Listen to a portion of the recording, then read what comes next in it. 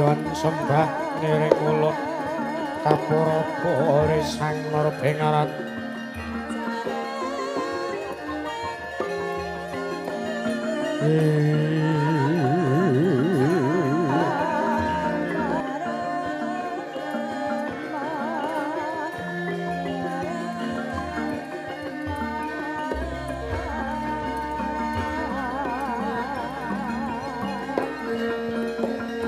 Masiring telahan iwang kanan mamojo ing wang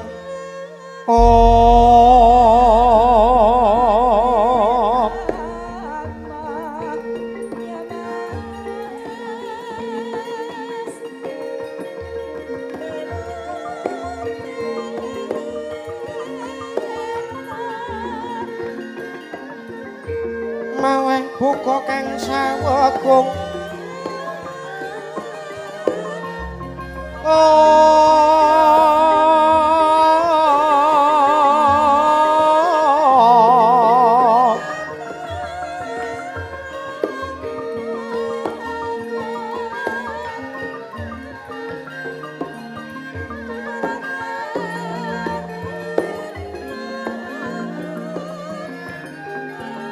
Masiring telahan yuwang kanan mamuju ing wang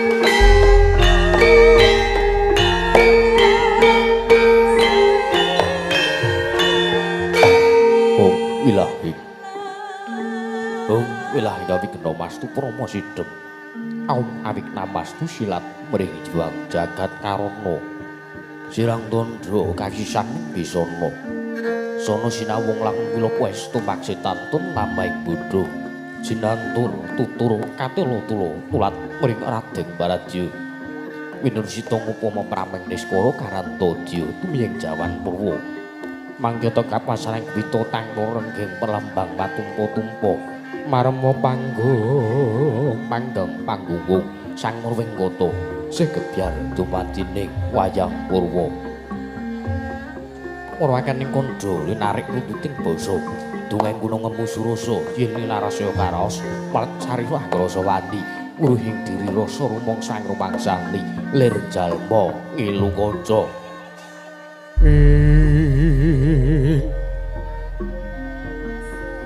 jarwe wis nakok caing carita ala becik wis gumelar jroning pakeliran yaiku sejaktine amriksane pagelaran ringgit purwa Surya Candra Darum Yang Kartika pinurba Kudrateng Kawasa Jahari Ratri Angidri Pawurna purwa teking tuk sena gilir kepati teman dadi wentanganing dina sasi warsi windu kang sarta abad dedungkulan pangkar tumangkar kowe sinarambya dadi padhang kutu-kutu walang atoga buron wono yang Burataya dadi branahan tanpa wicalan padhang terawang sinaring sang Hyang Retnawi ingkang arsa merbawani jagat mungguing jagat pitanduk mungup-mungup mungguing kalingan mukir abang merengangah lamun kaeksi ayah handilat-dilato bumi saya dangu sumurup sang Hyang Arwa katon soblak kanan kiniring abang esmu jenar kaperbawan sinaring sang Hyang Basanta talang tuwa katon ijo ruyu-ruyu hamangku gunung ingkang biru maya-maya pucuking gunung Kimlan Gedanu kasiliring Prabancana lenggat lenggut nganti kaya gunung Makutha Mega tanah wis dangu suleng kawula dasih dene Loarsa ngupaya buga garap Tegal Sawahe Anglur silur tanara pendote sinambi sesundonan sesindenan mikul garlugune anggiring raja kayane sawaneh ana pirembakan somor wangi Sang Hyang Karawa saya dangu saya inggil katon sinaring jagat wis katon melok durung kengking kiblat papat lor kidul wetan kulon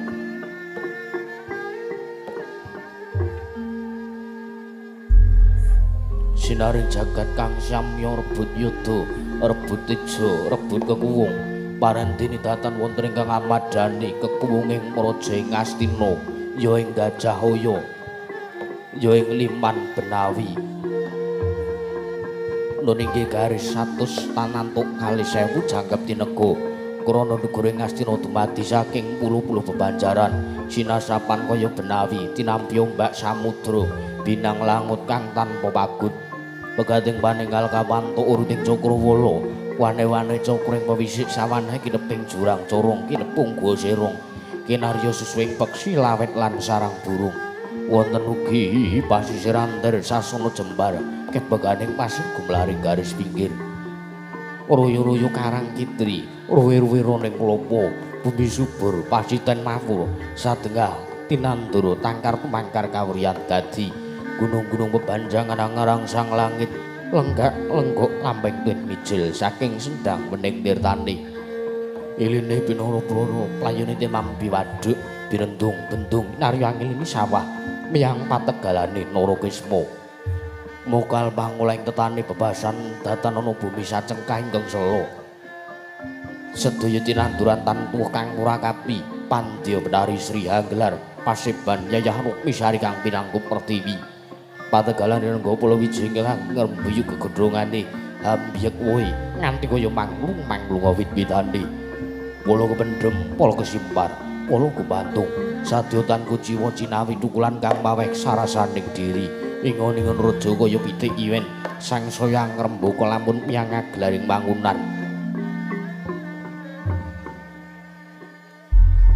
lamun wanci sarap surya samya mulih marang kandhange dewi-dewi datan ana carane kandhang nganggo kirancing palang labet tebi saking tindak Durjana judi samya sayek saeka kapyakarya luhuring nusa bangsa tuwin negaring Astina ana kuwi banging gunung rineksa mrih lestari urun-tumurun rah tumerah sadya dadi guruk-gurukaning lingkungan langkung-langkung lamun to tinaliti sampun samet ing sesanggeman sepen saking tindak sang sisinan saya wada winada ananging mung samat sinamatan daya dinayan sawiji-wiji wis mapan sedating jejibahan ingkang pinuji temah mawujud manunggaling cipta rasa karsa hambabar karya kenging binasake negaring Astina nalika semana lagi manjik marang jaman kencana panjang kunjung pacir pawukir jinawi gemah ripah kartata raharja ana kuwi bang gunung dasar guru kang gedhe obore padhang jagate dhuwur kuku situr tuado kuncarane turut kasusuring manca praja lah sinten to wau ingkang asta pusaran ngadil bangsa menangira den ucapna dosa namaning Sang Nata dosa arane 10 nama wis mestani jejuluk Sang Nata Prabu Duryudana ya Sang Nata Prabu Suyudana ya Sang Kurupati ya Jaka Pitana ya Sang Prabu Jayapitana Nalendra pepakuning bumi ingkang nganggo ngajejegaken kautaman Risajaga lenggah madyaning dampar binayang bayang sangjaning Hapsura Hapsari kawitingal pepak handir sagung kang samya semewa yayasna ping samudra ing daratan miwah datan kantun sangjaning para anung-anung tetunggiling praja ing Astina miwah sangjaning kadang ing Plasa Jenar miwah ing Sukalima ingkang ketinggal sampun sowan marang ngersaning Sang Nata Prabu Jaka Pitana boten jawi-jawi menika warnane pandhita ing Sukalima nenggih Sang Tapa Begawan Durna ya Sang Kumbayana Risajaga lenggah wonten ing praja ing Astina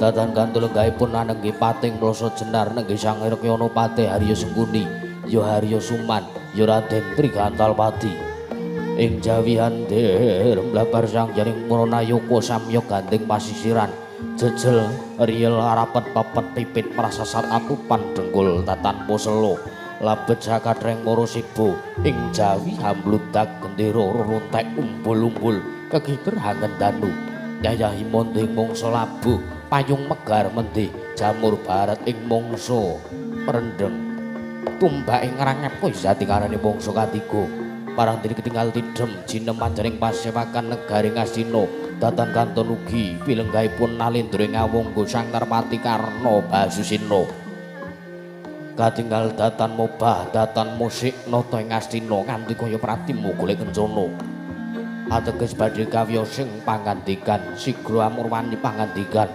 dada kumangling wijining pandika Sang Nata Prabu Jaka pitringking dereng kababaring lisan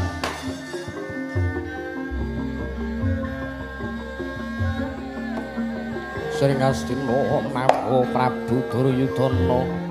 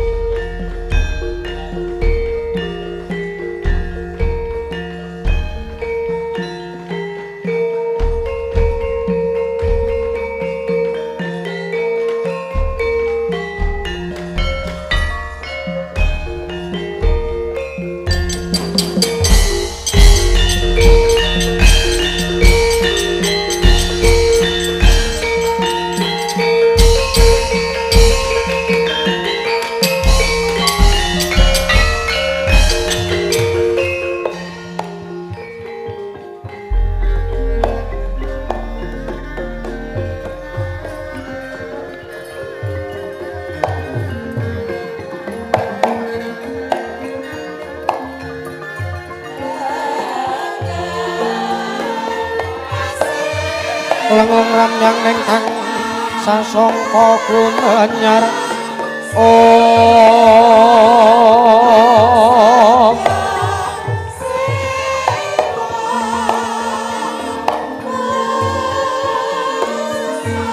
mangrengga ruming buri mangkin tanpa siring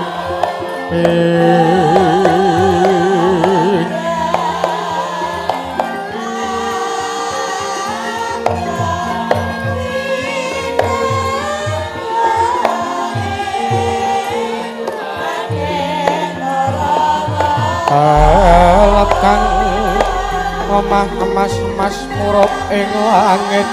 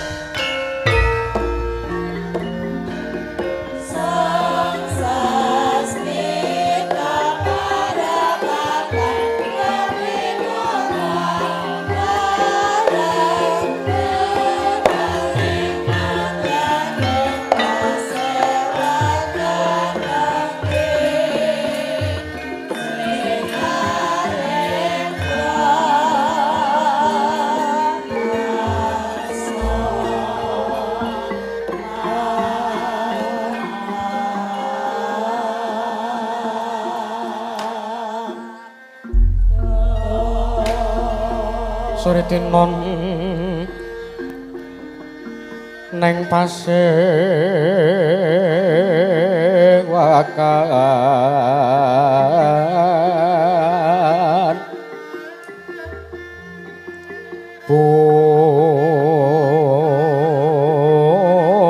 busana maneka warna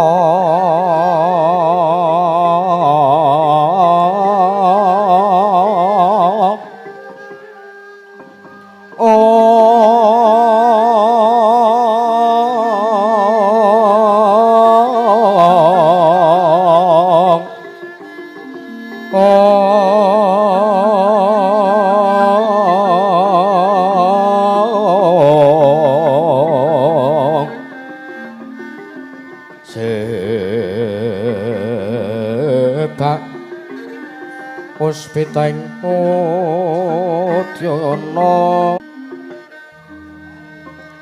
miang panjrasarma rakma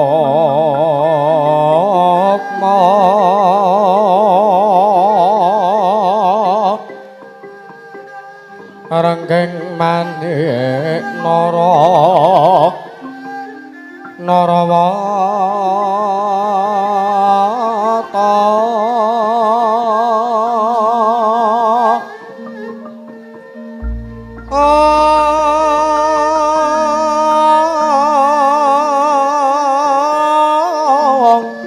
Obro Prabanyo kang sumirat Obro Prabanyo kang sumirat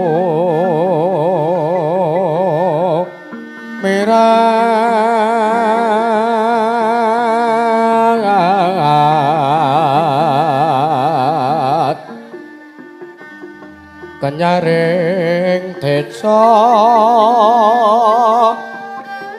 leliwaran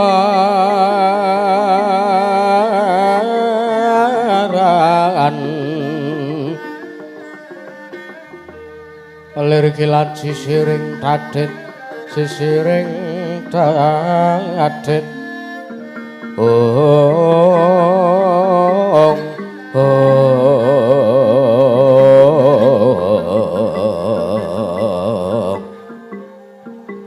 wimpo kekonto amrik minging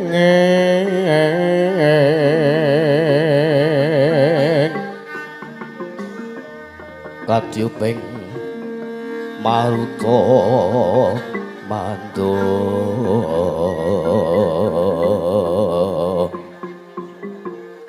separan mangambar kongas ngebeki madyaning pasewakan tandya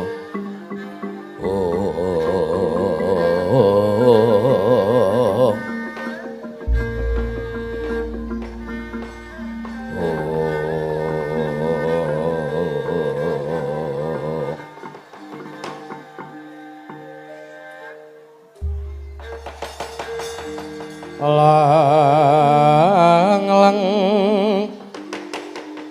katining kang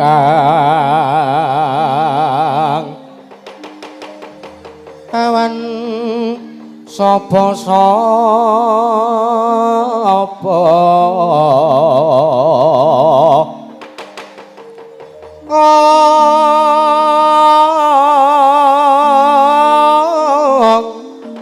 nekang Astina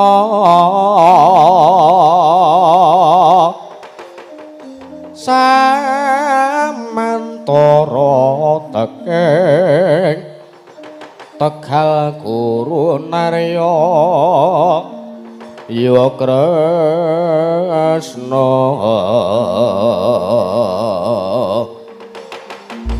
sireng prasarama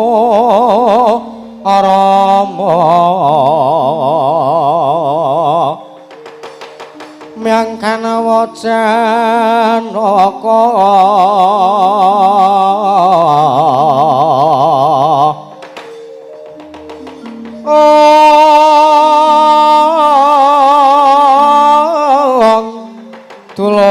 Narada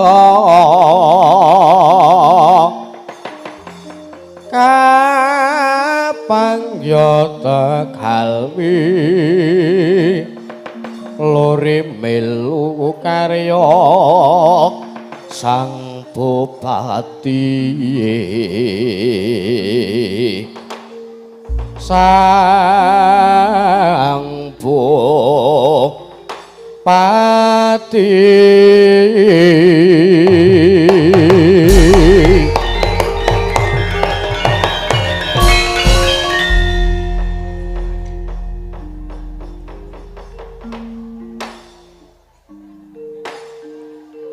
Niwang Sukmana pangadri nuwi ana sasmin tanding sun jagat wajaning Bathara paman Pati Harya Sengguni ing Plasa Jenar paman Pati Harya Suman ayo dadekake kaget panglira si paman Pati dene sira ingsun pijana ngarsaning sun paman Pati Harya Suman kawula nuwun nggih anak Prabu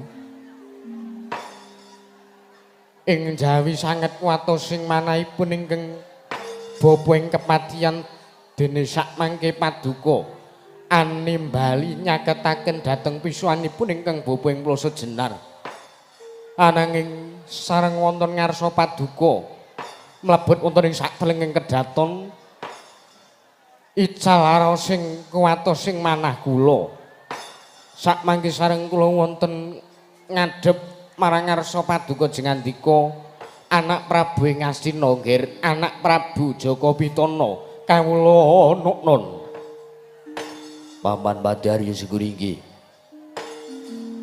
lenggah ingkang sekeca lan kadiparanken si paman sira ingsun percaya minangka dadi badal wakil ingsun maranata tuturake teng kaparajan negaring Astina mura diagi aturna kelawan panjenengan ingsun samendhang aja ana nganti ingkang karempin paman Pati Harya Sengguni Plasa Jenar menawi paduka ndangu bab tata rakiting kaprajan sadyatan badhe nguji wani para kawula samya sayek seka kapya karya luhuring nusa bangsa tuwin negaring Astina mendhaipun para prajurit lan para satukra ingkang boten kendhat anggenipun sami gegladhen olah kridane perang sawanci-wanci praja paduka katempu ing parang muka tartentu boten badhe anggepuk kuncung paduka Gusti kula Sang Nata anak Prabu ing Astina sinuwun Prabu Jaka Pitana ing Astina kawula nuwun nggih anak Prabu ing Astina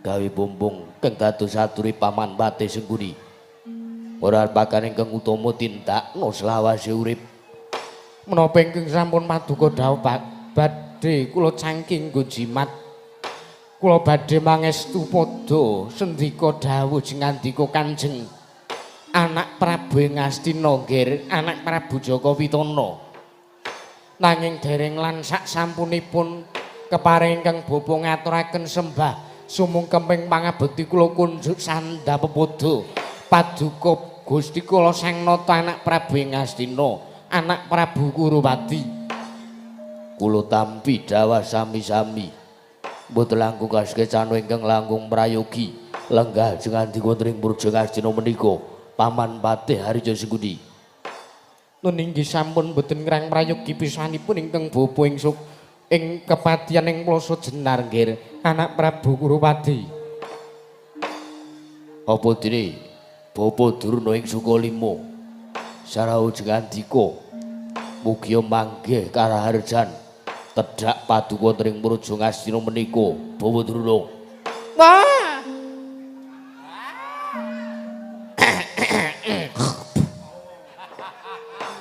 Tapel-tapel swaru gembel samarante hawala.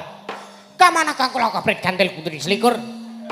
Wilujeng sawanipun ingkang bapa ngger sareng jengandika anak Prabu Daryuda miji dhateng pisuwanipun ingkang bapa ing Sukalima sakmangke wonten ing Praja Astina manggih karaharjan widodha niskara tanpa alangan menapa-napa. Suwan kula kalis ing sambi kula tanpa rubeda setunggal punapa wonten ing Praja Astina menika. Keparing kang bapa ngaturaken salam taklimipun ingkang bapa konjuk marang ngarsa paduka anak Prabu Daryuda ing Astina ngger anak Prabu Jaka Pitana Kula tampi karya bombong raos sing kenasung pasegan monokrami mugia kunjuk marang ngarsa jengandika Bapa Durna ing Sukalima. Sampun kula tampi karya bombong raos sing penggalih.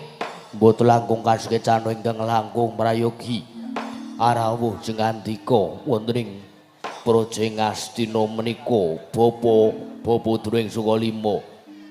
Sampun boten kirang prayogi pisanipun ingkang Bapa ing Sukalima.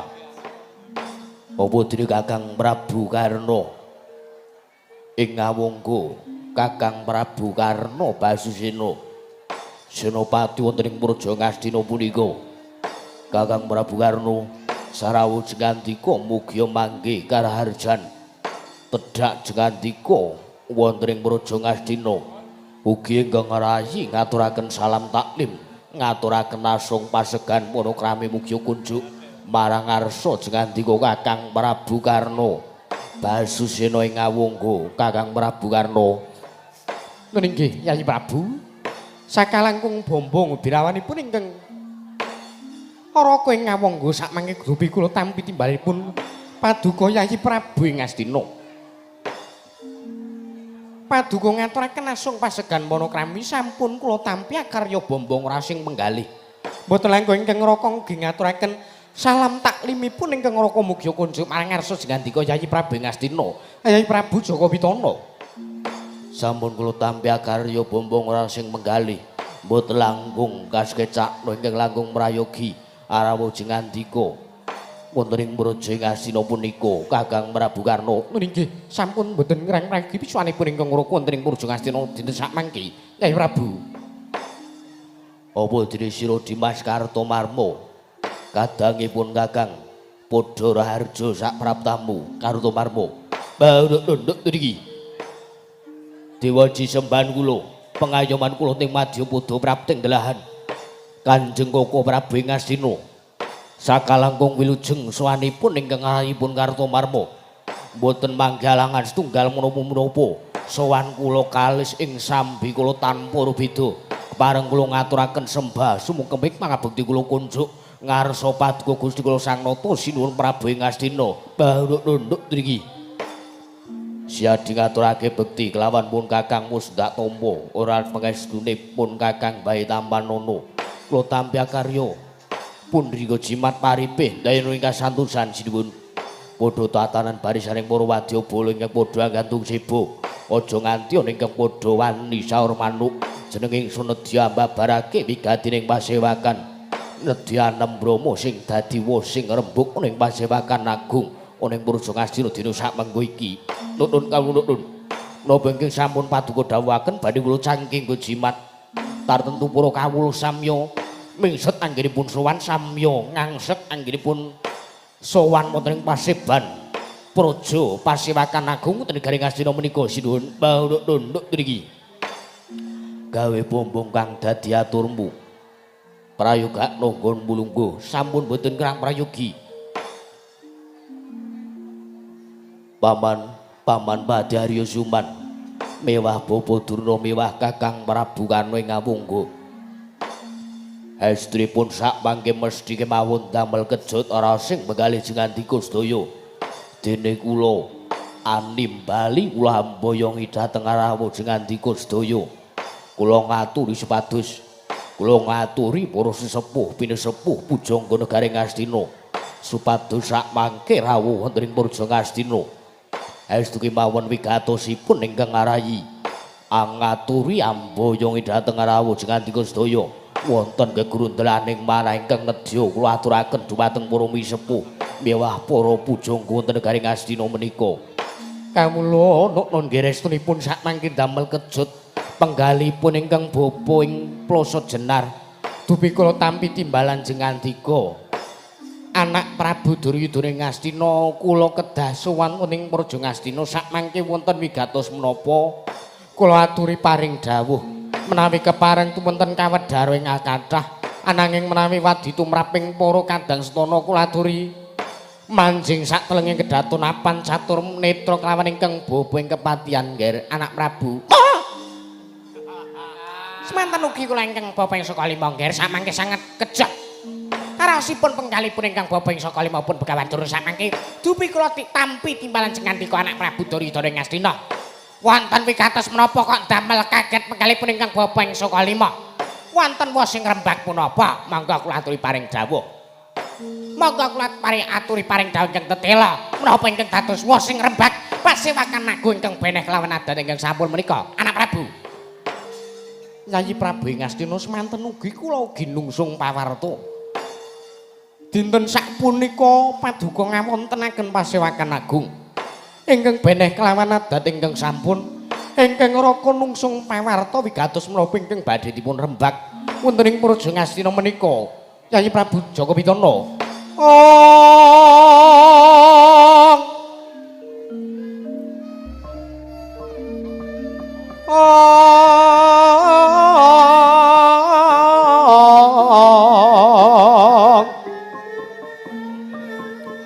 Punapa ta mirah ingsun prihatin Mas Bagong mijil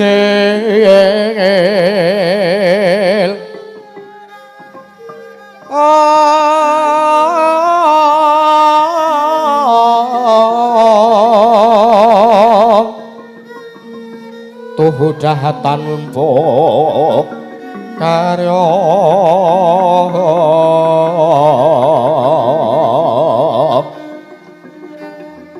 sangkang rinemekan Gusti kelong rino sak sekarnya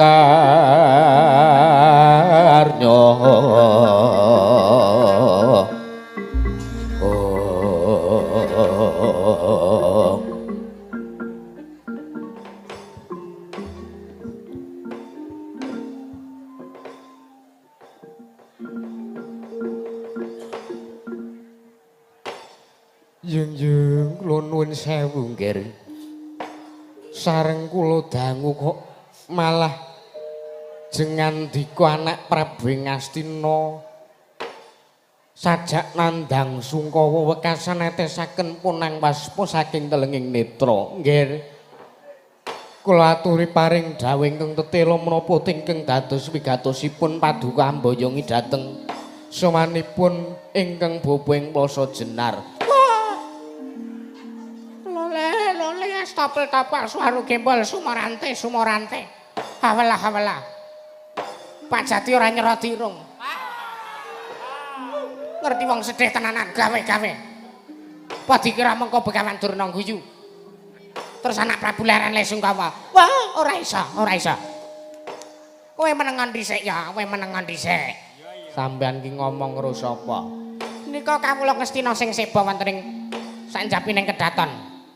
Iki anak Prabu Jaka Pitana menika Sungkawa Kakang. Lah nggih, kula sampun pirsa, kula sampun mangertos.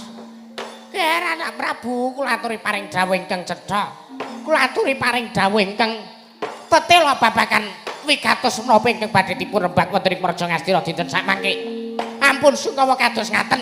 Menawi paduka Sungkawa tartemtu ingkang bapa ing saka mugi ngraosaken Sungkawa. Menawi paduka nandhang susah tartemtu ingkang bapa ing saka mugi ngraosaken susah, melu susah jroning ati kula.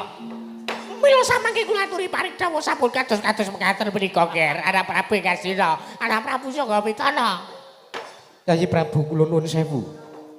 Sakalangkung kula nyuwun pangapunten karanten sakmangke kula sampun wantun koma wantun munjuk atur marang ngarsa paduka Yayi Prabu Ngastina. Sakmangke kula aturi paring dawuh ingkang tetela gandeng kula menika minangka jejering senopati wonten negari Ngastina. Padamelan kula tartentu angayomi dhateng nalindranipun. Wonten menapa wonten nawala penantang perang saking negari sanes. Menapa wonten gegurungan manah ingkang paduka mboten saged paring mangandikan ingkang paduka mboten saged ngendikaken dumateng Raka para ing ngawangga.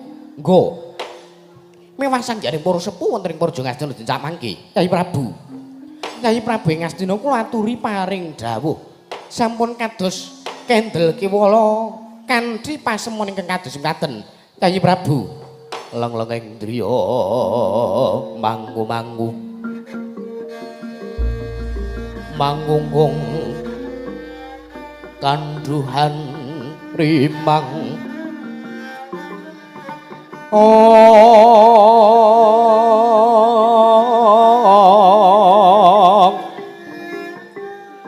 ler leno tanpa kanen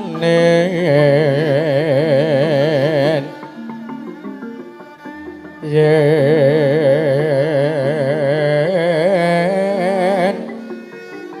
tan tulusa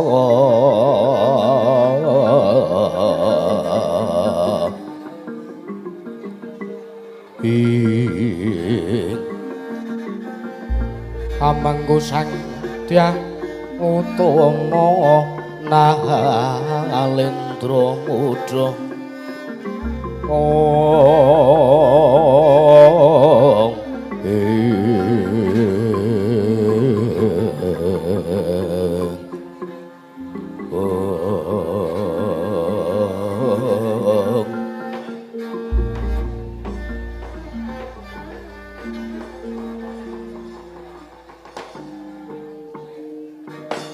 Jagat Dewa Bathara paman kula nyuwun pangapunten ingkang ageng sajroning manah kula sareng kula tampi atur pangandika saking jengandika andangku dhateng ingkang putra ing Astina menapa ingkang dados wigatosipun ngantos kula kalimput kula menika namung kerut dhateng menapa ingkang sampun kula penggalih saklebeting manah kula aturi paring jawing kang tetela nggih sampun ngantos nandhang sungkawa ingkang sakmangke tartentu badhe anggepok kuncung dhateng kawula jengandika anak Prabu sak negaring Astina punika anak Prabu paman wonten paring dawuh estunipun ingkang putra menika nandhang sungkawa boten sanes kejawi amung kula ngrembak babakan perkawis impen utawi pasumenan ingkang sampun kula araosaken jroning nendra kula tigang ari kapengker paduka nyumpena babakan menapa nanging kula nuwun sewu nek menawi namung babakan pangimpen kemawon boten sah dipun penggalih kanthi sanget sebab impen menika menawi ingkang bobeng plasa jenar mestani impen menika namung kembangipun tiyang sari menawi babakan pangimpen kemawon menawi tumrap ingkang bapa ing plasa jenar boten kula penggalih kanthi sanget nggih nanging ngimpi punika kula ajrih menawi ngimpi pasumeran kula punika anumusi dhateng kawontenanipun ingkang putra ing negaring Astina mendhaipun mangke badhe ngembet dhateng katentremanipun kawula sak praja ing Astina punika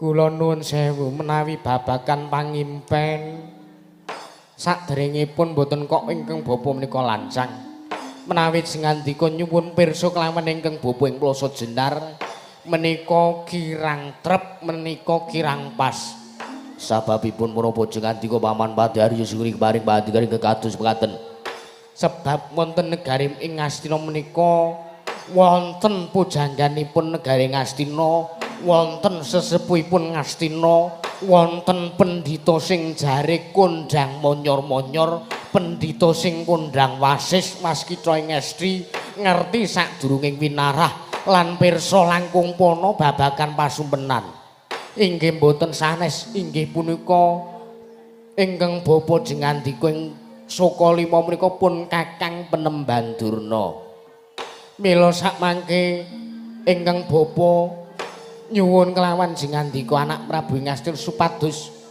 nyuwun pirsa dumateng Kakang Penemban Durna tawi ingkang bapa ing Sokalima punika ingkang langkung pono lan langkung pirsa babagan pasumpenan punika nggih anak Prabu Jagat Dewa Bathara menawi mekaten sakmangke tumuli Bapa Durna kula wonten jawah Bapa Durna kula aturi paring dawuh menapa werdinipun pasumpenan ingkang kula lampahi tigang ari kepengker wonten ing malam syukur kasih punika Bapa wah Panjenengan menika sampun trep. Panjenengan menika sampun sak trepipun.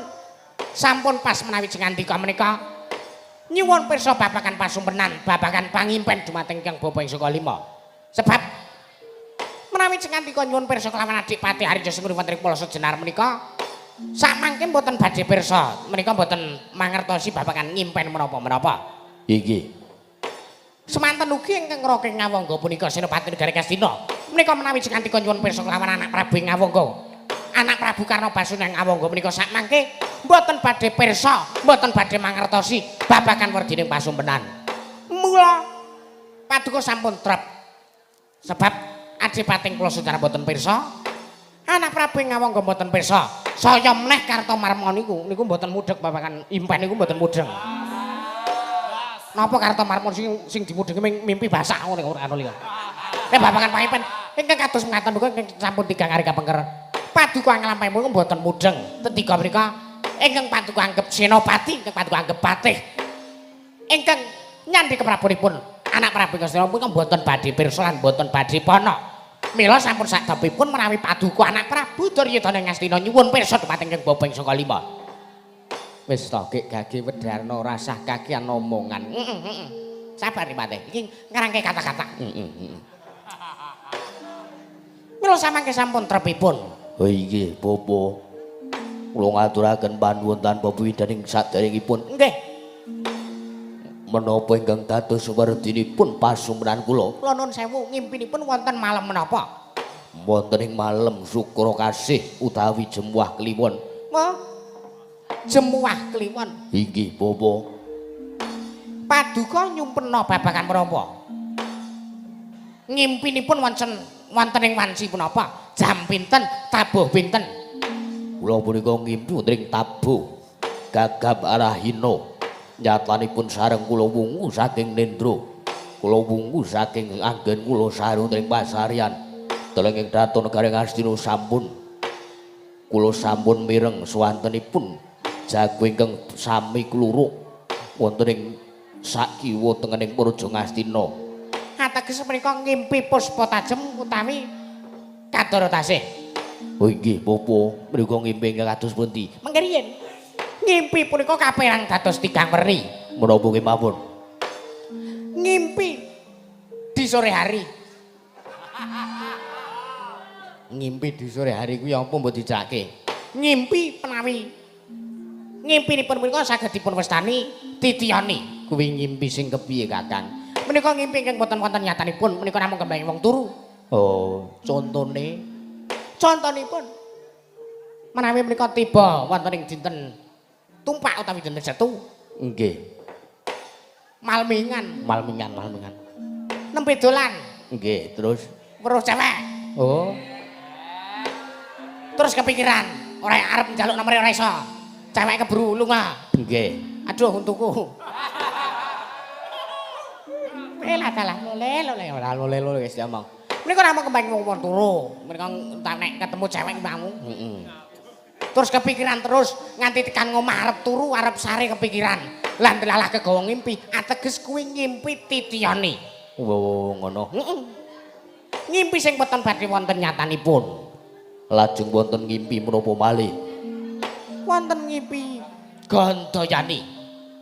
Ngimpi Gandayani. Nggih. Menika wancinipun wonten wanci menapa? Kinten-kinten wancinipun nggih jam 12 wengi dumugi jam 2 jam. Kuwi ngimpi sing kepiye, Kang? Wong nek wis nglakoni ngimpi kuwi ateges menika sampun nglampahi mati suri. Wow, kok sik to kok aku kurang mudeng. Wong nek ngimpi ning wayah kuwi nglakoni mati suri ngoten lho Dipatih. Wow. Utawa jroning nendra kuwi ora ngimpi apa-apa. Wow. Utawa ngimpine iki ming apa kacau. Kacau-kacau. Pokoke ora tertata ngimpine iki ora iso dialurke. Wow, ngaten.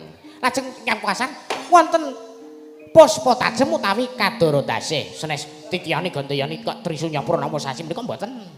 Menika sulukan Semar. Menika mboten badhe satrepipun. Lah lajeng menawi paduka ngimpi wonten ing wayah puspa tajem utawi Kadara tasih menika lajeng paduka menika nyumpena menapa? Nyumpena menapa ingkang tumantuk wonten ing negari Ngastina punika?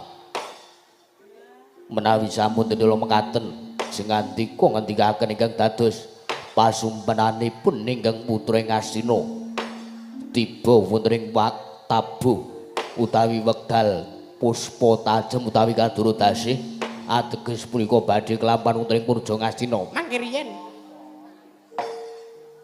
anak Prabu menika nyumpena babagan menapa?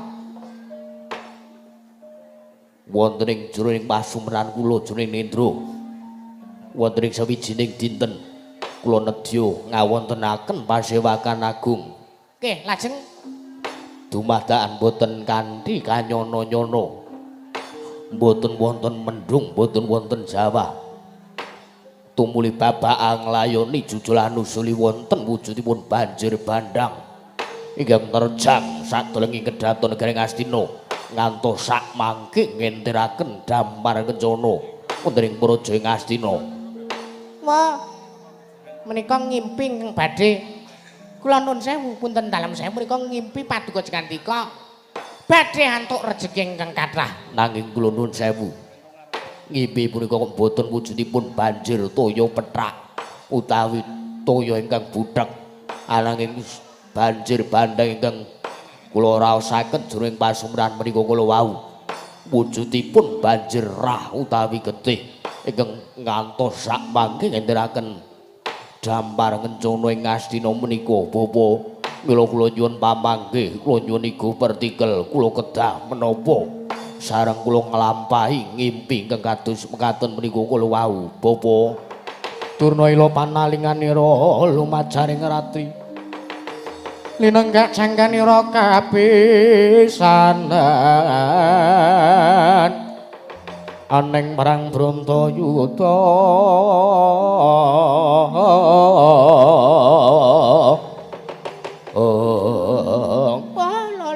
Lole astapel-tapel suara gimbal manyar-manyar. Somarante hawala-hawala gamanaga kula bret gantel gundul ing selikur. Sareng paduka paring dawuh kados maten kok kejot nasipun ingkang bapa nggih anak Prabu. Kosik Kang anak Prabu kuwi sing ngimpine anak Prabu Jaka Pitana kuwi werdine apa? Nek pancen werdine apik ya muga-muga isa nekake berkah kanggo kawula sak negara Ngastina munggahe nang Nalendra Ngastina. Wah. Cepate. Kepiye? Cancane werdine ki elek. Werdine elek ya ora usah diomongke. Ben iso ngripe penggali anak Prabu. Wah, kula nuwun sewu, Nger. Kados pundi Bapak Durna? Ngimpi menika wonten werni-werni werdinipun. Contonipun Menawi ngimpi dadi manten. menika ateges badhe nglampahi punapa? Badhe cepak patinipun. Ananging menawi ngimpi dados manten nanging temanten putrinipun boten wonten menika badhe dipun damel srana pejahipun dening tiyang sanes. Lajeng wonten sumpena pasumnan menapa malih? Lajeng wonten ngimpi omahipun Kobong tawi griyanipun Kobong. Menika werdinipun punapa? Menika werdinipun badhe pikantuk rejeki ingkang kathah, badhe pikantuk brana picis, bondo bandu, badhe pikantuk derajat pangkat ingkang langkung kathah. Lajeng menawi ngimpi banjir bandang wujudipun rah ingkang kula sura-sura jroning ngimpi menika werdinipun menapa? Menawi ngimpi banjir bandang mriku sami kalih werdinipun ngimpi griyanipun Kobong. Badhe pikantuk rejeki ingkang kathah nanging sakmangke menawi wujudipun banjir getih utawi rah menika kula nuwun sewu, rah utawi getih menika werninipun abang. Menawi abang menika wonten ing perapatan wonten lampu merah ategesipun warna merah, berhenti, stop, prei. Biasanipun preinipun 2 minggu. Terus mengko gas meneh. Gas meneh kepindah. Gas meneh maksudnya nek lampu merah wis apa gek ijo ngono gek terus montore mlaku. Nganti kaya ora ngerti sing tak pikir. Senengane kok sok kaya ngono. Ora wis pancen ngoten niku tanggal abang Dipate. Lah nggih. Nggih. Ning ngenten sing sedina poso niku kok ora nganggo abang niku ngenten. Ning kula nggih kaget mulu lho. Bojo kula nika Bojone sampean kuwi kono. poso wingi niku tutuk sesasi. Wo. Iso apa full kabeh. Lah kula nggih bingung lah. Lho kowe njur karo sapa ngono. Kula bingung niku kok gekek. Kowe gekek karo tanggane wis anu surasa dirembug lho Kang. Iki ngrembug bawakan pasumenan. Sanesipun abang menika werdinipun prai utawi stop utawi hop. Werni abang menika werdinipun pemberani. Pemberani iki bahasa Jawane apa? Pemberani menika jiwa sing wani, ora weden. Jiwa sing ora weden. Kendel. Lah bener, kendel menika. Menawi disebut campur kalih warni putih. Putih menika ngralambangaken warna ingkang suci dados menawi merah putih. Dirgahayu Indonesia ke-77 tahun. Nggih, Kakang. Merdeka. Lho, merdeka. Merdeka. Menika menawi dipun gabung ateges menawi sing ngandika menika ngimpi wujudipun banjir bandhang ingkang warni getih utawi rangkeng warna warni abang inggih menika badhe pikantuk kanugrahan inggih menika wujudipun wahyu kekendelan saking ngersanipun Gusti Kang Akarya Jagat nggih anak Prabu. Sigra-sigra yen Pramana Kanca Sikra ngrakit nawang sesangka nawang sesangka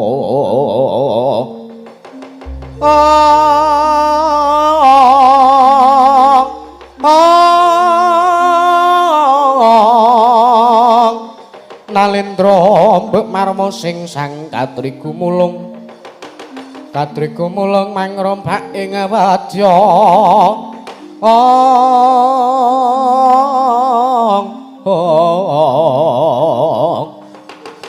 Kordha-krore kakiri-kiri ora nanggono gawe kelar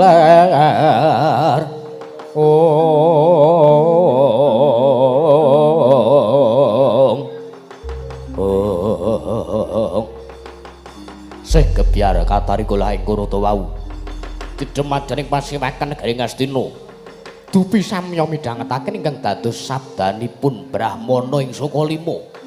Brahmana tan prabeda kejawi.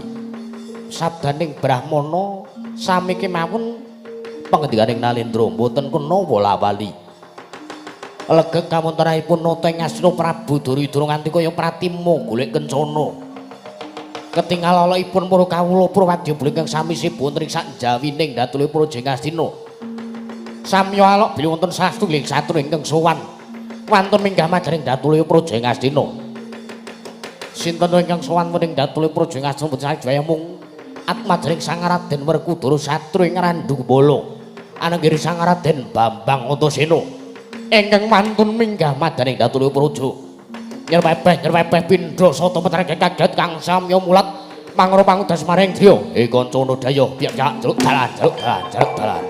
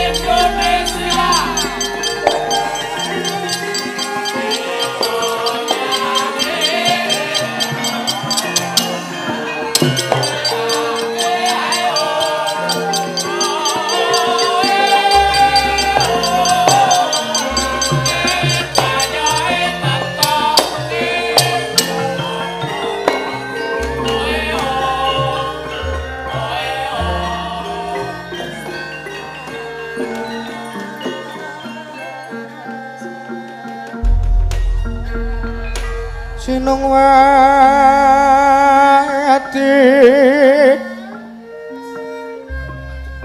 mati jagat kinari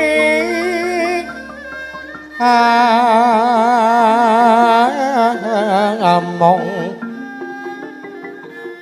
mbak lumembak ombak ing samudra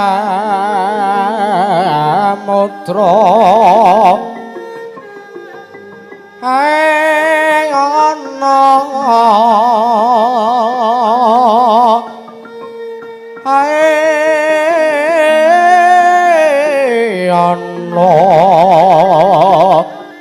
bali lumut amra ganggak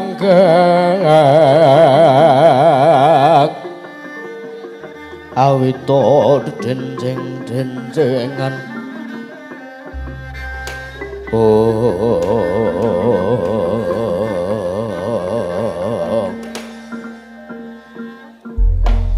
jagat dewa Bathara Paman wonten paring ngadewu dereng ngantos paripurna anggen kula nampi sabda tamanipun Bapa Dureng Sukalima mboten panglingkuk menika adidene swanipun anak kula ngaran Dumbala atmajanipun Dimas Werkudring tunggul pawenanging Jodipati mboten pangling menika Bambang Antasena ingkang sowantun ing Datulaya Praja ing Astina. Kula nuwun sewu nggih Gandeng menika kalebet turasipun para Pandhawa. Pandhawa menika turasipun sinuwun sawarga, sinuwun Prabu Pandhu Dewanata. Ingkang rumiyin menika Kanjeng Raka ingkang Raka ingkang Bapa sinuwun Prabu Dastarasta. Menika ugi turas paduka, menika ugi atmaja paduka nggih anak Prabu. Samangke Purbawasis wonten ngasta jengandika anak Prabu Jaka Pitana ing Astina. Samangke badhe nanggepi badhe kados pundi dumateng anak jengandika pun Antasena punika nggih anak Prabu ing Astina kawula nun. Paman Padhe Arya Sumanengga ingkang langkung prayogi Sampun boten kirang prayogi. Bocah Anung Anindita, bocah mursid iso mikul dhuwur mendem jero karo wong tuwa jemung kandheng ning pangucap nanging kababaro dadi pakarti Antasena anakku ing aran Dukumbala sak sowanmu ngarsaning punwamu ing Astina padha raharja sak parab tambu Antasena. Saurunge aku nuwun-nuwun kula nuwun ya Pakji. Iya ndah sumanggake. Ning saurunge aku njaluk pangapura nek sowanku ki tanpa tata krama. Lah ngapa? Oh, Simbah Durna jeneng kene. Eneng kene. Menyambut kedatangan Bapak Bupati. Oh. Nggih. Kula ngaturaken sugeng ramu dumateng panjenenganipun Bapak Bupati Bapak Haji Sunaryanto. Iya. Heeh. Oh, ngono to, Mbah. Iya. Sugeng ramu dipun skecaken anggenipun lenggah wonten ing Balai Dusun Buyutan punika watu sigar ngawen. Iya, wis. Merga pancen tresnane panjenenganipun Pak Haji Sunaryanto Pak Bupati iki pancen luar biasa karo warga Buyutan kene. Lah iya. Muga-muga berkah kabeh ya, Mbah. Nggih, putukan Lasena. Lah iya. Matur sembah nuwun awi rawuhipun panjenenganipun Bapak Bupati. Wis aku tak matur. Nggih matur. Pangestune Pak D Duryudana amiji karo sowanku. Selamet kaku dhewe ning Praja Ngastina iki ora liwat aku ngaturake basaku katura tampanana. Iya nggih bocah mursid. Tak tampa kanthi lega-leganing penggalih. Sira ngaturake bekti kelawan punwamu ing Astina. Ora pangestune wong tuwa wae tampanana. Tak gegem dadekake jimat. Kok sing ngaturke ning ngarep mau sadurunge aku njaluk pangapura nek to sowanku iki tanpa tata krama. Mergo pancen dening Gusti Antasena iki dikodratake dening Gusti Antasena iki dadi bocah sing dugal kewarisan, dadi satru sing dugal kewarisan nadyan wujude kaya ngopo wae, nadyan karo sapa wae, nadyan to karo dewa sing paling dhuwur dhewe derajate, nanging Antasena diwenengake ora basa mergo pancen aku ki wong ora iso tata krama temenanan, Pakji. Iya ora dadi ngopo. padha prayogakna sowanmu. Kaya ora kurang kepenak. Angger Antasena wilujeng rawuhipun wonten ing Datulaya Praja Ngastina menika ngger. Eyang Patih Sengkuni iya ya. Slamet aku ning Praja Ngastina lewat. Aku ngaturake bahasaku tanpa nono. Kula pundi? Kula tampi dawah sami-sami. Dipun sekecaken anggenipun lenggah wonten ing Datulaya Praja Ngastina. Kaya ora kurang prayoga praptaku kok sajak ngewel anggonmu bageke karo aku Eyang. Nggih niki radi krasa nguyuh, Has. Sampeyan iki ora usah wedi karo aku, nadyan to aku ki preman, wujudku preman kaya ngene iki. Kanca-kancaku ki nganggep aku klekus. Kok saged kados mekaten? Mergo sak tongkrong aku ki sing ora udut lan sing ora wani ngombe ki mung Antasena dhewe. Kula pancen aku disayang tenan karo para Pandhawa. Ayo Kakang Gatotkaca kae. Udut banter. Sedina anggere entek nyumet sedina ki iso entek 5 bungkus. Mongko udute sing enek gawurupe kae. Kae rak larang terus entek cepet enteke. Kae Kakang Gatotkaca iso sedina entek 5 bungkus. Nggih, nggih. Kakang Antareja kae arep awake kebak sisik kaya ngono. Kae koyoke tato, nek didelok kaya alim, menengan kluthah-kluthuh rono rene. Ning kae ngombene banter. Nggih, nggih. Nek aku ki ora ketok, aku ki pancen ora gelem udut, aku ora gelem ngombe. Ning gelemku ki gondoli sinden rono-rono. Kuwi sing dadi watekane Antasena. Sak tongkrong aku, sak kadang-kadangku, sak kakang-kakangku ki sing ora udut, ora ngombe ki mung Antasena. Ning hobine ya kuwi mau. Nggih. Heeh, Mbah, heeh. Senengane ngono kuwi. Kuwi cen ngono kuwi wis aja kaya ngono. Aku arep bedigasan. Ning nek karo bapakku ki aku ki wani. Nek njaba-njaba wis anggere aku kocap nganggo masker, nganggo iket wung faihung ae. Aku kurupan jaket kuwi tegese aku mreman. Nggih, heeh. Aku pendak-pendak wayangan iki tak sander, mesti tak sander. Nggih. Sing wigati ngluruk sinden. Nek enek sinden sing apik, sinden sing ayu, suarane masuk, bodine ya oke. Talentane masuk, kepinterane ngungkuli karo liya-liyane sesuk dijak mayang karo dalang tanggoku kae. Nggih, nggih, pun sak karepmu. Heeh, sak karepmu. Dadi wong ki sing cong wae wis ora usah gagas swara-swara njaba. Wong ki ngono kuwi prinsipku ana sing angel kandhani surati minggat wis ngono wae ora usah repot-repot kok. Nggih, nggih. Dipun prayogaken anggenipun lenggah wis ora kurang kepenak. Antasena. Piye, Mbah? Ker putuku sing paling tak tresnani, putuku sing paling tak sayangi. Wis ora usah ngelem-lem karo aku. Men simbah mengko mengkon ninggali 50.000 to. Heeh to. Ora. Aku wis hafal karo pambegane simbah ki. Simbah ki sok ngalem-alem aku. Putuku Antasena cah bagus. Putuku Antasena cah ganteng. Wedane akeh. Sinden sapa-sapa wae seneng karo putuku Antasena. Cah apik iso mursin iso mundhep dhuwur karo wong tuwa wis telek ngono kuwi ora. Kowe ngarep-arep pamrih kaya ngono kuwi pamrih ngono kuwi ora apik. Ora kok ngger sak kendhakane iki ora. Lah iya. Kepiye, Mbah? Slamet tekamu. Slamet aku Mbah ning Praja Ngastina, bektiku katur. Heeh, tak tampa pengestuku tampanana. Pengestune simbahmu saka lima tampanana. Kowe mau saka ndi? Saurunge tak gegem dadekake jimat. Aku mau saka kesatiranan Dukumbala. Wigatine aku ki jan-jane arep nyuwun pirsa karo simbah. Ning bareng kok aku mampir ning Sukalima ki, pertapan Sukalima ki suwung, komplang ora ana wong. Sing ana ki mung Mbah Putri. Sing ana mung Mbah Putri wae karo cah cilik-cilik mau ditumpaki. Waduh. Mbah ya dipenging, kae Mbahmu Putri wis sepuh lho kae, wis tuwa kae. Lah yo aku ki menging yo menging ning do ngeyel. Ngeyel iku malah aku gawake gantar karo gitiki. Ngono lho. Ning bar-bare kuwi ya tak omongi, iki bocah-bocah kabeh nek bar nunggangi Simbah Putri Sukalima iki bar-bare guyangen karo komboren. Karo cacahna Kalanjana. Hus, ora di nyebarwati nang Praja Ngastina ta, iki Pasewakan Agung ae. Ya ngapura. Heeh Mbah tak gegem dadekake jimat. Prayoga nang kon mulungguh. Wis ora kurang kepenak. Anak anungane dita bocah mursid iso mikul dhuwur mendem jero karo wong tuwa. Antasena. Anakku bocah bagus. Atmajaring Dimas Werkudara. Padha raharja sak sowanmu. Slamet tekaku, Pakde. Soi.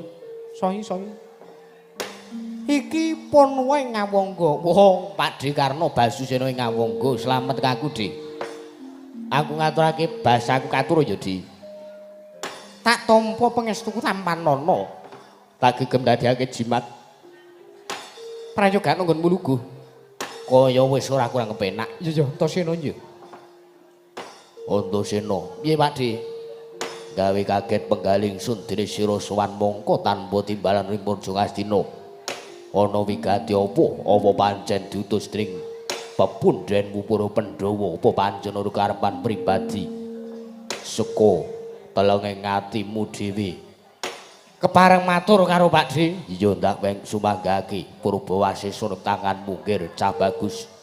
Sepisan aku ngaturake tebasiti sekul binteling ron klapa. Aku njaluk ngapura nek ana luputku. Anggonku matur karo ngersaning Pakde Duryudana. Iya ora dadi ngopo, ora kae patura. Yo. Dungkap angka loro ki sowanku ora saka karepanku dhewe ning aku ki diutus dening bapakku Werkudara. Diutus dening wong atuwa sira ya kuwi si Werkudara. Kadanging pun womu ing Ngastina iki. Heeh. Sing wigati ngopo? Ingkang wigati Bapak Werkudara ki nampa dawuh saka Siwa Ndarawati utawa Siwa Kresna. Yen to dina sak mengko sak gendhagan iki Iwang Pikulun Betari Sri utawa Dewi Sri Dewaning Buga iki nedheng ngoncat saka kahanan negara Ngamarta. Wekasan kawula sak negara nungsang puyang numbuk bentus gudel bingung akeh paceklik tumanduk paceklik sing tumanduk sak negara Ngamarta. Akeh kawula sing numpang nungsang puyang numbuk bentus gudel bingung. Akeh kawula sing esuk lara sore kaling pati, sore loyo esuk kapraloyo kuwi akeh sing kedadian ing negara Ngamarta. Mula krungu kabar sing kaya ngono saka Siwa Ndarawati, Bapak Werkudara ora trima, mula njur utusan aku supaya sowan ing negara Ngastina iki ancas gegayuhane kon sowan ing mertapan Sukalima. Nanging gandeng ndak sawang negara Ngastina iki katon rame anggone nganakake pasewakan agung tumuli aku sowan ing negara Ngastina iki. Sing wigati aku diutus karo Bapak Werkudara supaya nanjihke karo Simbah Durna merga Bapak Werkudara ngendikake Simbah Durna iki pendhita sing kondhang monyor-monyor, sing kondhang wasis waskita ing Ngesti ngerti apa-apa sadurunge winarah. Mula sowanku ki njaluk ngapura sing gedhe sadurunge. Sowanku ki ora mbutuhke karo Siwa Ngastina, nanging sowanku iki mbutuhke karo Simbah Durna ing Sukalima, Dik. Ngono kuwi. Jagat Dewa Bathara nek pancen cetha kaya mangkono. Bapak Durna ing Sukalima. Bapak kumbaya ning Sukalima.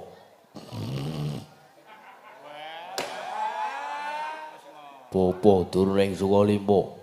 Bapak mriko wayah jengandika ing ngrandu kumbala betah kalian jengandika.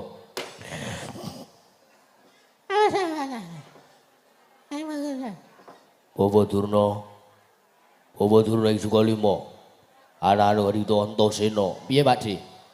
Simbahmu kuwi jawilen. Oh, wong tuwa kok senengane kok ora. Wis didepi sindan semene akeh isih ngantuk. Oh, nek ngono aku ngono teges, Mbah. Senengane kok ora iki tak nganggo kuku iki. Yong. Ya. Tangi ora, Mbah? Ya. Yo lah, iki sapa ya nyuwek nganggo kuku iki? Yo lah, nganti melocot ora. Bapak Durna, Kula wonten maring adamu. koneng menapa paduka malah sare? Nuwun sewu, ngantuk saestu. Kula mriko bandangan job. Lho. Bandangan job piye to, Mbah? Kowe elek-elek simbahmu iki jebolan jadi pati. Dhisik jurusan pedalangan, bahasan lulus kok dadi apa mendalami dunia elektron. Campur sari ngono. Ora usah kaya ngono kuwi. Aku butuh karo Simbah. Kowe butuh karo aku, Ngger. Iya, maju kene, Mbah. Oke, siap. Pandhita kang kinarya wangsit pindha kumbang ngadhaping tawang susuh angin susuh angin nganti nggone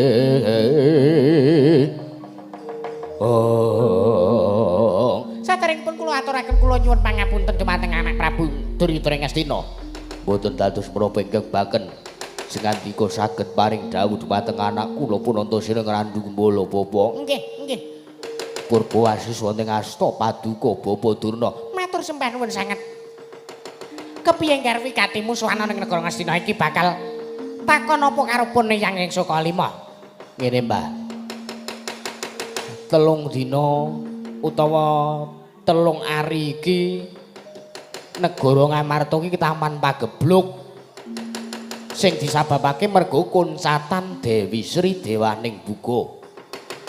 Dewi Sri Dewaning Buga sing rikala semana mapan ning negara Ngamarta iki 3 dina kepengker iki 3 dina keri-keri iki ndak rasake iki oncat ning ya pancen oncat tenan. Mergo bareng ditaliti karo Siwa Ndrawati liwat kaca paisan. Dewi Sri iki nedeng ora ana mapan ana ning negara Ngamarta. Mancur sowanmu kepiye Gandeng sowanku ki diutus karo Bapa Werkudara. Kon anjehake ana ngendi? Dununge Wang Pikulum Darisri gandeng Simbah Durna kuwi pendhita sing kondang wasis, kondang monyor-monyore. Simbah Durna kuwi wekasan aku dikon anjing karo Simbah Durna. Eneng ngendi dununge Wang Pikulum Darisri? Aku wis dipasrahi Purbawasesa karo Bapak Werkudara. Mergo sak gendakan iki Bapak Werkudara iki lagi ora percaya karo Simbah Durna. lho kok gitu sih Kok gitu sih? Iki tenanan iki perkara tenan, ora campur ora glecek kaya ngono kuwi. ning kok anakku Werkudara matur kaya ngono nek lagi ora percaya karo bapak ning Sukalima iki Pancen kasunyatane kaya ngono, Mbah. Aku dipasrahi karo Bapak Werkudara nek pancen Simbahmu Durna ora iso nuduhke ana ngendi dununge Wang Pikulum Darisri, Simbahmu Durna karep mbok kepiyeke wae ndak sumanggake ning dina sak mengko aja nganti gawe babak kulite Simbah Durna. Lah aku njur takon, nek menyunyu ndase ora apa-apa ngono jare. Ateges nek Simbah Durna iki mengko nganti ora iso paring pangandikan sing trela. Ateges Antasena rawe-rawe rantas malang-malang putung. Negara Ngastina bakal tak amuk. kok sik kengker Antasena kok sik 3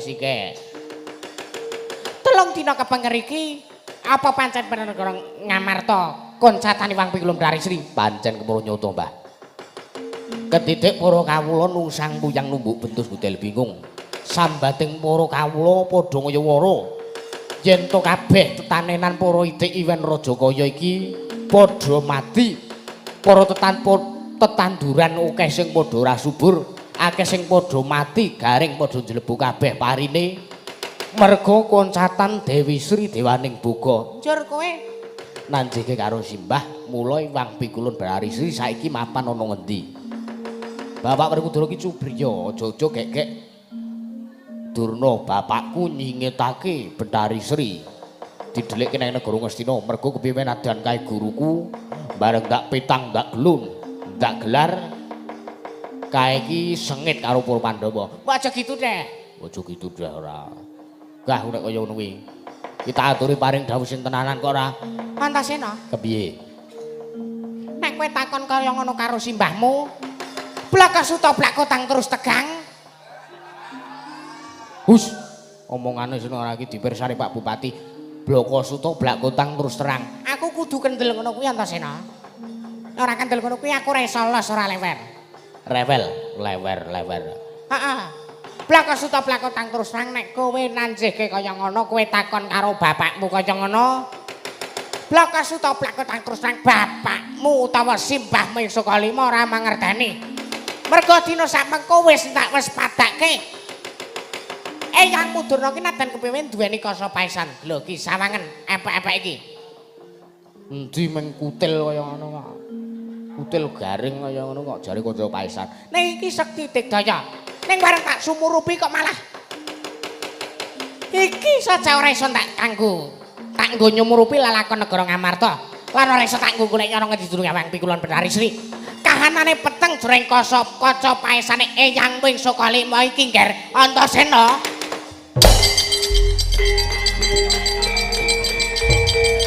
wah ora iso ya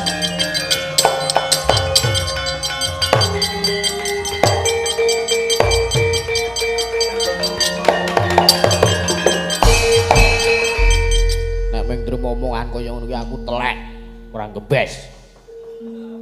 Omongan kaya ngono kuwi ora nek paedahe. Sugeng dalu Pak Kus. Oh, sida kakek njaba ora kuwi kru kok. Senengane ora. Nek mung trimo omongan kaya ngono aku ado-ados kok randu gumbala tekan Ngastina ki. Aku ora mung trimo diapusi kok cah bayi, Mbah. Melek ora matamu ki. Matamu kuwi hus. Arucahno matak-matake kualat. Aku ya ado-ado kroyo-royo dutus Bapak Werkudara supaya nanjehake dununge Betari Sri, dununge Dewi Sri iki mapan ning endi. Malah tekan kene mung dituduhi kutil gareng kaya ngono iki. Apa dianggep aku gak percaya nek kuwi kanca paisan. Ora bakal percaya. Tak enteni ning parepatan utawa ning alun-alun Negara Ngastina. Nganti tulung kedheping peninggal Simbah Durna ramene keterangan sing gumathuk bawahan Dewi Sri mapan ing endi rawe-rawe rantas malang-malang butung Pak obong negara Ngastina Mbah ora takut busuk kok ngene iki aku wis kendel tenan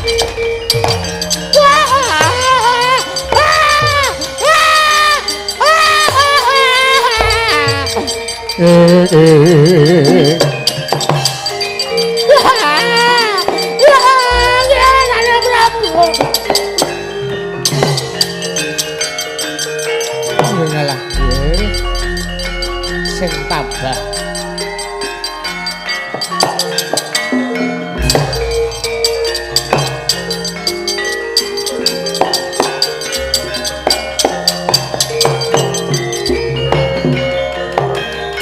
Sring Astina Maha Prabu Duryudana Maha Prabu Duryudana duharining ingsun Werkudara duharining ingsun Werkudara den kapareng wah lole kandang blugudug manyar-manyar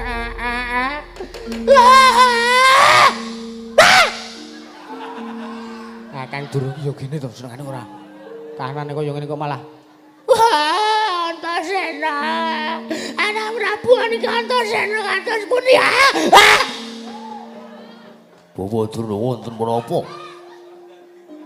Wonten menapa kados ngaten? Wah, dibanding critake to. Critake kula ada omongan. Ngaji keri watuk tenan iki. Ambak sumpah. Oh sik to. Aku melu watuk lho, Kang. Sak mangke sowanipun Antasena menika numusi kalian menapa ingkang sampun paduka sumpena wonten ing malam Sukra kasih kapengker.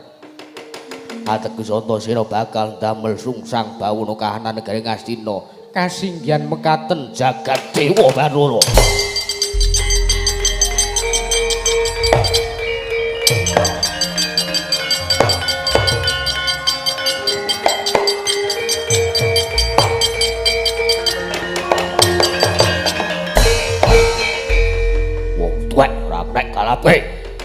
Wong tuwa ki dikon rene kon ngigoke dijaluki taren jaluki partikel kepiye mung kowe babakan pasuran sing tak lakoni sing tak raseni jroning nendra kumaha ning kene ming bareng sing dadi pepesthi kodrating Gusti tulising Gusti pasumpenane Duryudana kudu tumanduk ning kasunyatan jagat kok malah mengisane mengigoke iki jur kepiye iki jur kepiye gunane apa sampean mangan negara Ngastina gunane apa sampean gaglak wektu Ngastina misale mengegoke kaya ngono kuwi Senopati Ngastina ngono padha wae Kakang Prabu karo padha wae linggo tok didapuk Senopati Ngastina ora ono gunane Gunane apa aku ndapuk Senopati Ngastina?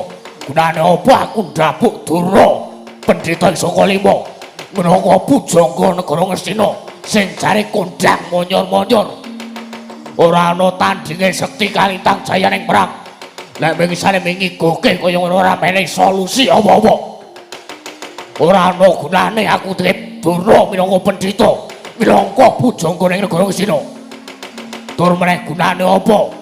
Aku ndapuk sengkune minangka senopati utawa minangka patih ning negara Ngastina. Elisane menggawe trah antaraning negara Ngastina lan negara Ngamarta, menggawe mumungsuh antaraning Kurawa lan Pandhawa. Ora ana gunane wong tuwa urip ning negara Ngastina.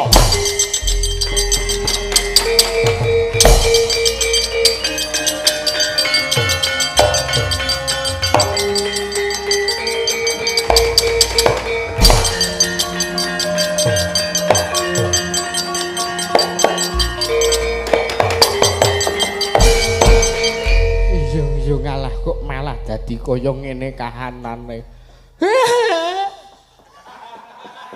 Sampeyan iki nangis apa ndagel to janjane kok. Ku sing guyu meng kru kula, santai mawon. Liyane penonton mboten sing guyu mergo kula nangis. Pun nyantai mawon. Wah, malah kanane kriwikan dados grojogan. Ya, keguyon dados tangisan anak Prabu Duryudana Sungkawa. Nguring-nguring kalih awake dhewe sajak kuciwa kalih awake dhewe. Pun. Nika niku anggenipun lilih mengke gelem nyawiji melih kawula sak negara Ngastina. Gelem nyawiji melih, gelem ngayomi melih kalih para kawula sak negara Ngastina. Ning pendak-pendak enten perkara sithik kemawon mesti sing disalahke ingkang bapa ing Plasa Jenar kalih sampeyan Kakang Durna ing Sukalima. Pancen iya. Sithik-sithik digawe perkara sing disalahke pujangga Ngastina, sesepuh Ngastina. Mergo kene awake dhewe iki ora ngerti apa-apa, awake dhewe iki memberi support, saran, kritik dan masukan. Kepiye carane supaya negara Ngastina lan supaya Kurawa iki iso menang terus nek perang. Mergo iki wis kalah terus ya padake ora. Wah, lole ning pun mboten usah kuwatir. Nika anak Prabu Karna pun medal pasilan sajake nika ngawe para Sata Kurawa supaya ngundurke para utawi ngundurke kalih Antasena. Ning napa nggih kelakon? Napa nggih kelakon Dipati? Napa nggih kelakon? Antasena niku najan mung ijen ning nika diktayane ora sebene. Wis ki ayu. Wis sampean mboten usah ngremehke kalih Kurawa riyin. Kurawa nika tanpa kula nika ora bakal menang musuh Pandhawa. Pun to. Sampeyan niku mang mboten usah kuwatir, sampeyan santai mawon. Sampeyan niku dados sesepuh negara Ngastina, dados pujangga teng negara Ngastina niku kudune ngripih anak Prabu Duryudana. Anak Prabu Duryudana diripih men iso mari le duka yayah sinipi karo sampeyan karo kula. Oh nggih, nek ngaten kula tak mancing telangi kedaton ning alon-alon wae delik-delik. Nek arep ngripih anak Prabu Duryudana kuwi mboten gampang. Nggih, ning badhe kula cobi Dipatih. Pun kula tak nata barisaning para Kurawa jenengan mangripih anak Prabu Duryudana. Nek ngestaken dawuh ngatos-atos Dipatih. Nggih, ngatos-atos Kang Durna.